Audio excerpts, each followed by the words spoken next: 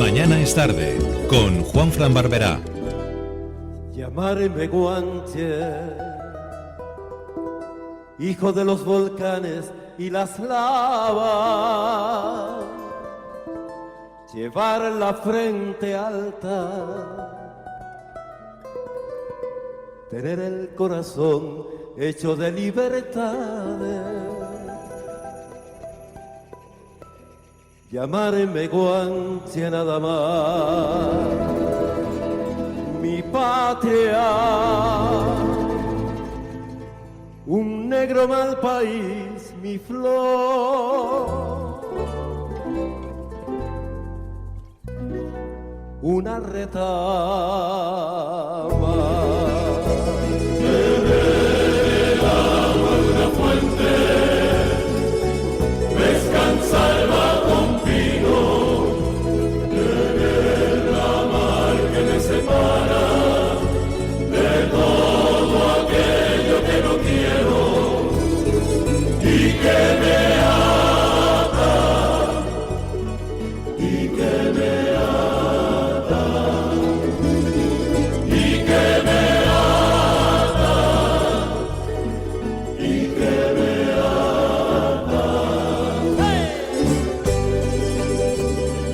Llamarme Guanche,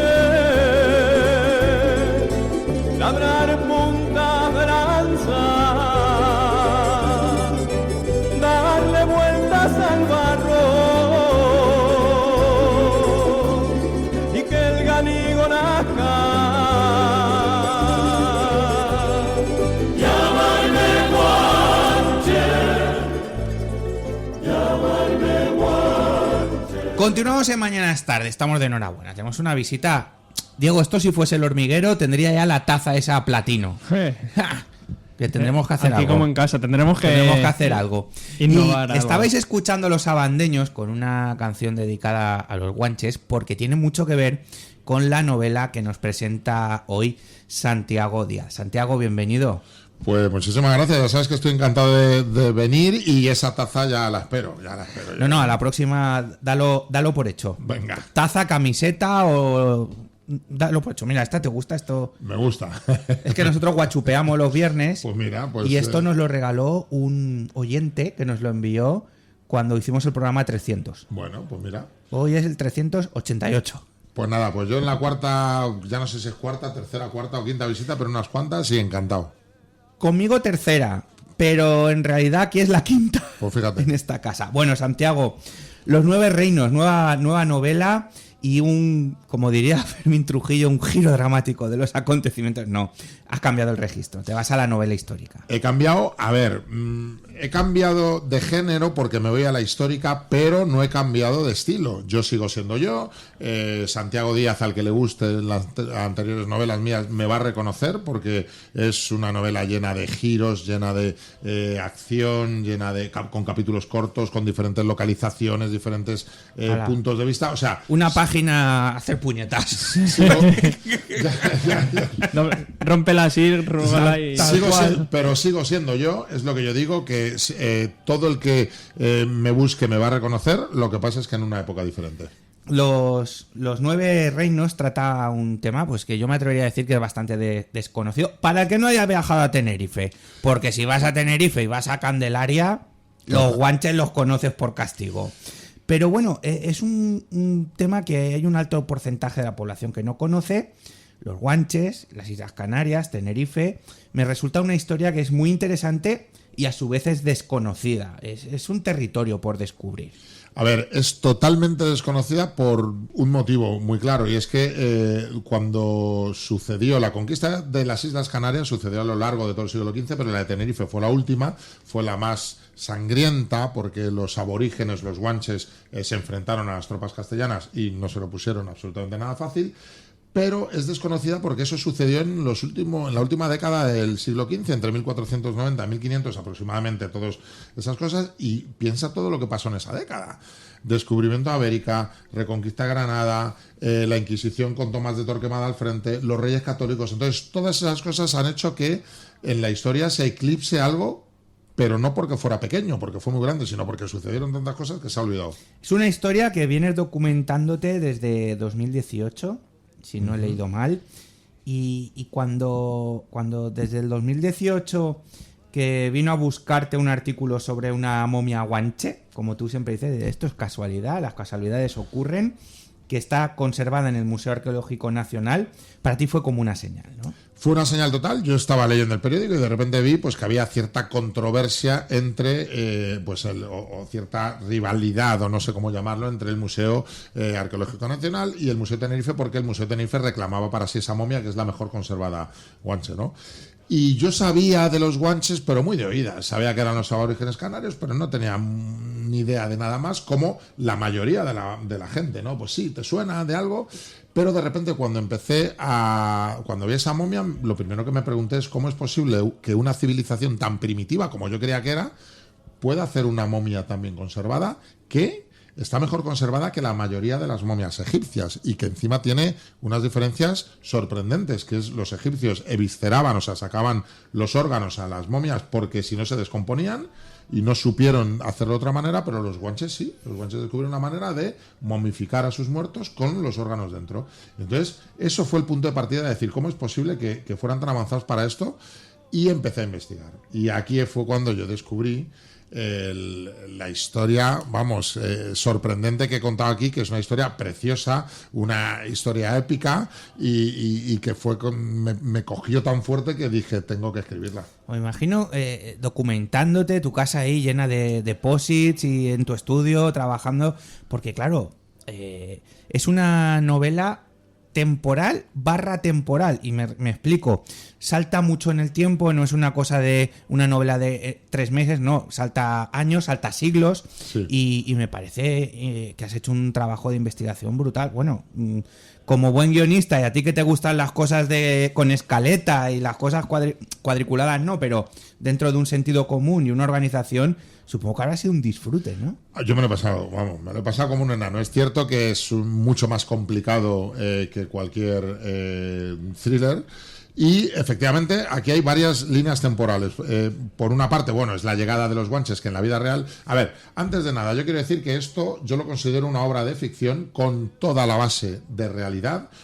El 80% de los personajes son reales, prácticamente el 100% de los hechos relatados son reales. Lo que pasa es que he ficcionado todo pues para unirlo y que sea una novela entretenida, divertida y que pasen un montón de cosas. Entonces, yo parto en el siglo I a.C., que es la llegada de los guanches a Tenerife, porque en la vida real nadie tiene ni idea de cómo llegaron. Se sabe cuándo, pero no se sabe cómo. Entonces yo ficciono esa manera dentro de las diversas teorías que hay, pues yo elijo la que más me gusta y la expongo aquí.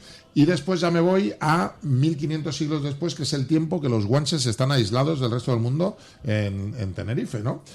O sea, fíjate, 1500 años aislados, en los que crean su civilización, crean su religión, con el centro de esa religión era el volcán, porque ellos, cuando el volcán entraba en erupción, lo consideraban un castigo del diablo que vivía dentro. Sí, como México también parece algo exacto, parecido. Exacto, pues y lo consideraban así. Entonces esa religión en torno a ese volcán, su propia civilización, y se divide la isla en 9 reinos diferentes. Y están en guerra entre ellos, están pues con enemistades, con envidias, con historias de amor cruzadas. La verdad es que es súper interesante, hasta que en ese año 1500 se tienen que unir para combatir a los extranjeros que llegan. Entonces, eso es una línea temporal que yo utilizo, que es la historia de los guanches, desde cogiendo como punto de partida la infancia de Bencomo, que fue el líder que los dirigió a la guerra contra los castellanos, toda su vida hasta esa guerra, en la que en esa línea temporal también entran las historias de los castellanos, con Alonso Fernández de Lugo, con la reina Isabel, que es un personaje súper potente, con Beatriz de Bobadilla, que no te puedes imaginar el personajazo que hemos descubierto. Y esa es una de las partes. Y la otra línea temporal es aquí en Valencia, cuando era el reino de Valencia. Es una esclava que, por un motivo que no voy a contar, que tú sabes que yo destripo las novelas porque me emociono y digo mucho spoiler, por un motivo que no voy a contar, tiene que huir.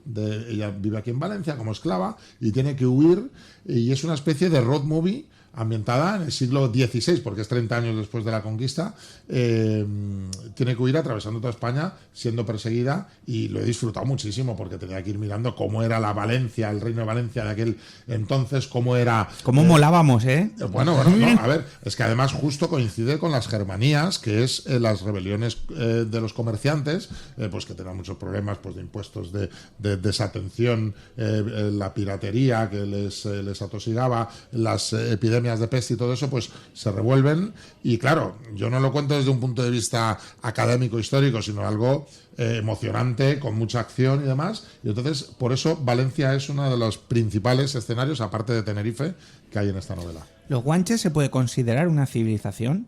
Totalmente. Eran, pues por lo que te digo, tenían su propia religión, estaban aislados, tenían sus propias creencias, sus propios dioses, su propia diferentes estratos sociales. Cada menceyato estaba gobernado por un rey, que a su vez tenía sus nobles, la clase baja, los campesinos y demás, y los guerreros, su ejército y demás. Lo único que no tenían, aunque bueno, también como todo en esta historia hay diferentes opiniones, era escritura. A ver, yo considero escritura como un texto en el que una civilización nos cuenta cómo era su día a día, sus costumbres, sus sentimientos, sus emociones y su propia historia. Y lo que hay de escritura guanche son petroglifos de formas geométricas, alguna letra suelta y demás. Pero, quitando eso, todo lo demás sí se puede considerar una civilización que, bueno, se vio invadida en el siglo XV. Me resulta paradigmático y chocante dónde están las Islas Canarias, porque claro, la gente cuando extrapola de ver el mapa, no, están ahí a hacer puñetas. Sí, que lo vemos en los mapas en un cuadradito, claro, porque estaban abajo. En aquella época, llegar allí la corona de Castilla. Totalmente. Wow. Sí. Es que bueno, menudo aventurón. Mira, hay diferentes motivos por los que se convierten en objetivo de la corona de Castilla. En las Islas Canarias no hay metales, por lo tanto no había oro ni nada de eso, y lo único que había era madera de los bosques de laurisilva que había, que cubrían todas las islas, y esclavos, ¿vale? Y encima eran esclavos muy particulares, porque muchos de ellos, no todos, algunos de ellos eran rubios con ojos azules, y entonces tú fíjate el valor que tenían esos esclavos en los mercados de Lisboa, de Sevilla o de Valencia, ¿no? Entonces les iban a buscar como esclavos, hacían esas racias, pero de repente cuando empieza la expansión de la corona de Castilla, cuando empiezan a buscar rutas hacia las Indias, las Islas Canarias son un punto estratégico, y cuando ya se descubre América no te quiero ni contar. O sea, es como una etapa intermedia entre la España de la época y América, ¿no? Y entonces, claro, necesitaban tener el control de esas islas, y eso es uno de los intereses que llevan a conquistar aquellas islas. ¿Has llegado a estar en Candelaria, donde están las estatuas? Impotente, digo yo.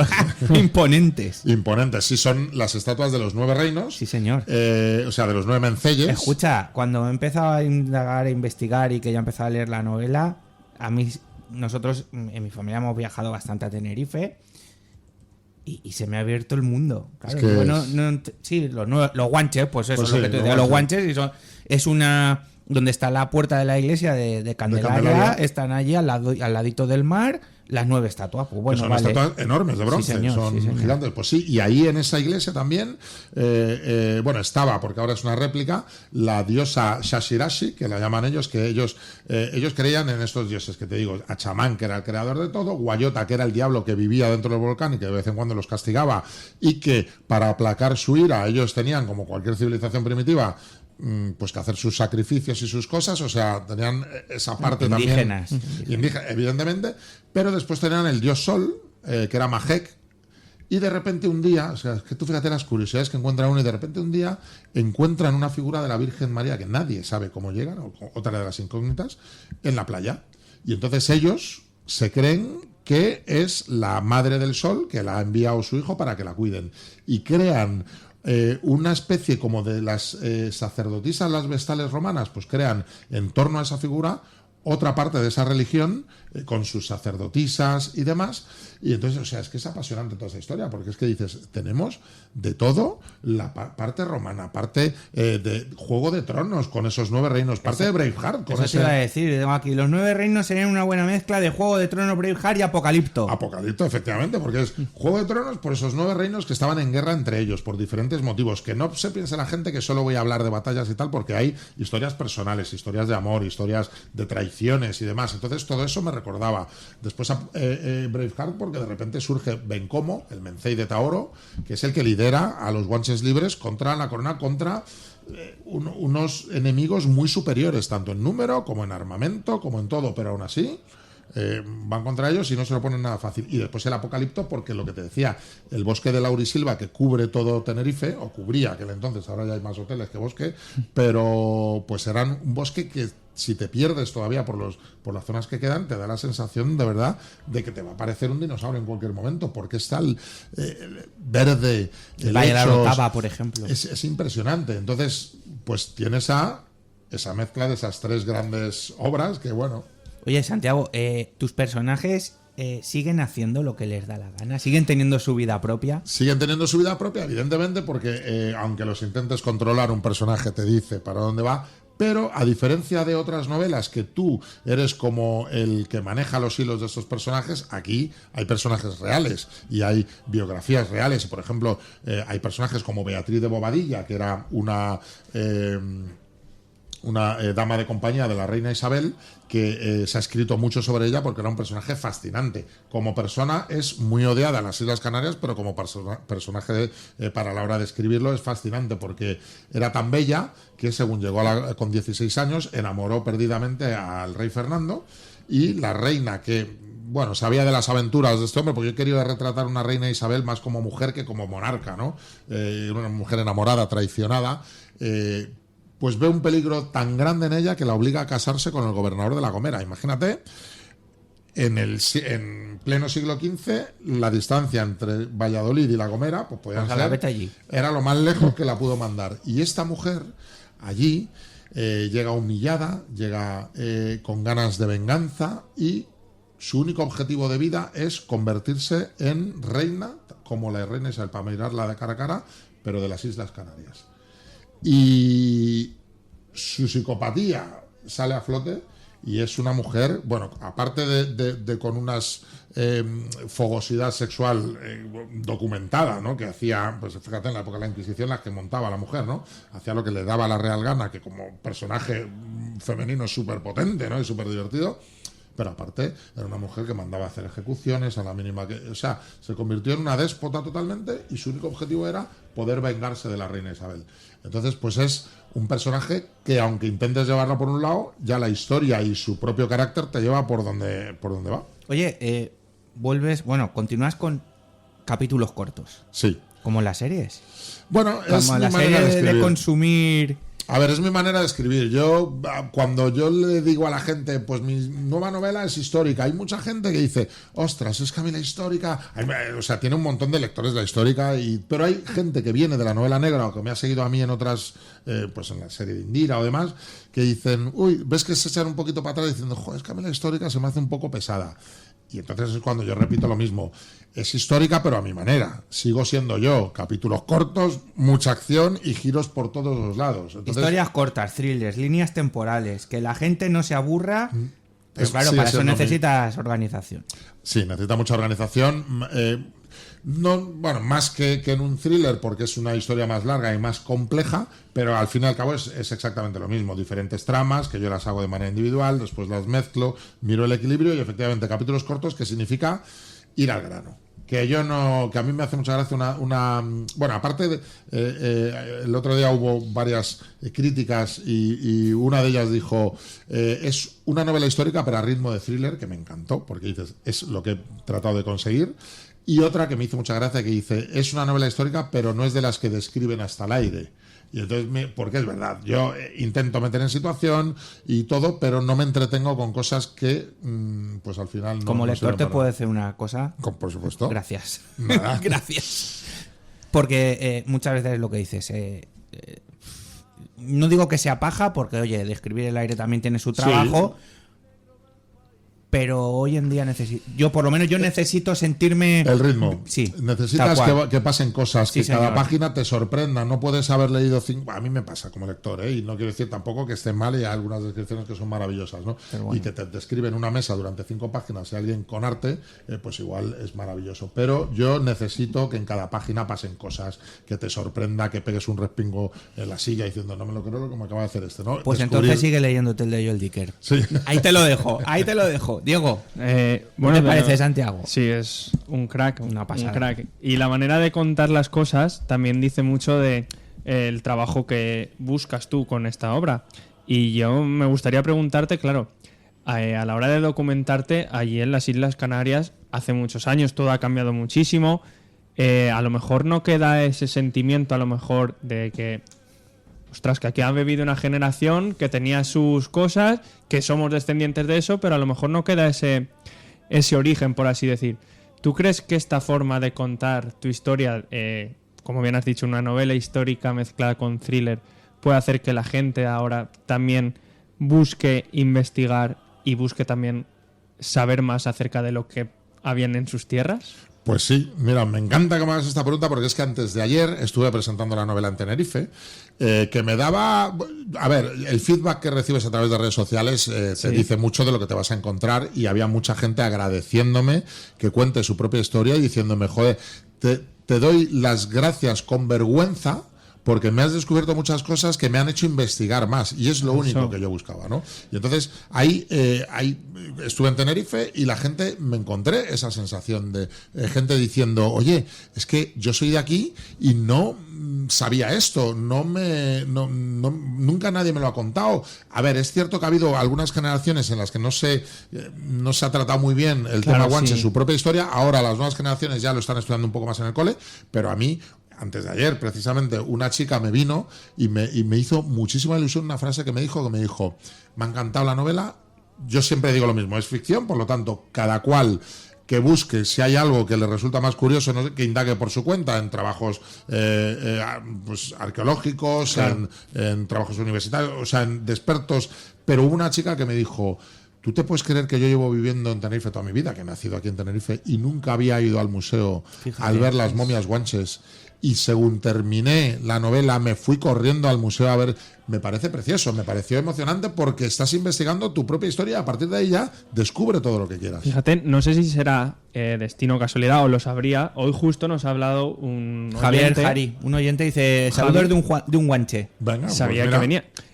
Quiero decir Igual con tenemos algún mensaje, Claro, para abrir el ordenador. Quiero decir con ello, tú también te sentirás por dentro como que tu obra cierra como un círculo, que tú pensaste en sus orígenes también a la hora de hacerla, al recibir ese feedback. Y por eso también sé que es difícil aventurarlo. Dice, mira, nos ha contestado. guanche, salitre y lava. Gracias por este libro. Siempre guanche, nunca español. Ja, ja, ja, ja. Bueno, esto ya es otro rollo. Pero bueno, que gracias, Javi. No, pero que sí, no, que tienes razón, y de verdad que el agradecimiento de la gente, el cariño que he recibido yo de la gente, del 99, ¿no? Porque después siempre hay siempre alguno que está. ¿qué hace un godo escribiendo nuestra historia? Y dice, hombre, pues porque la escribo con todo el cariño y todo el respeto, y sobre todo dejando claro eso.